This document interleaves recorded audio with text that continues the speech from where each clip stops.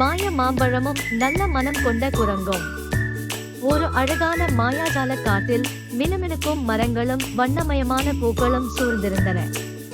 அந்த காட்டில் ஒரு குட்டி குரங்கு வாழ்ந்து வந்தது. அது எப்போதும் சிரித்த முகத்துடன் அனைவரிடமும் அன்பாக நடந்து கொள்வது.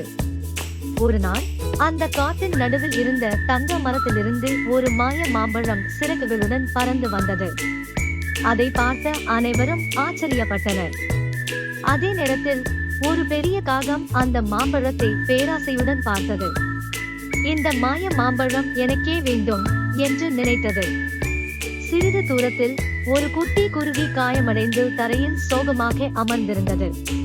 அதன் சிறகு காயமடைந்ததால் பறக்க முடியவில்லை. அதை பார்த்த குட்டி குரங்கின் மனம் வருந்தியது. உடனே அது பறக்கும் மாய மாம்பழத்திலிருந்து ஒரு துண்டை பெற்று அந்த குருவிக்கு அன்புடன் கொடுத்தது. மாம்பழத்தின் மாய சக்தியால் குருவியின் காயம் குணமாக தொடங்கியது. சில நொடிகளில் அதன் சிறகுகள் தங்க ஒளியுடன் பிரகாசித்தன. மகிழ்ச்சியில் குருவி மீண்டும் வானத்தில் உயர பறந்தது. கீழே நின்ற குட்டி குரங்கு கையை அசைத்தார். இதிலிருந்து நாம் என்ன தெரிந்து கொண்டோம்? பேராசை மகிழ்ச்சி தராது. அன்பும் உதவும் மனமும் தான் மகிழ்ச்சி தரும்.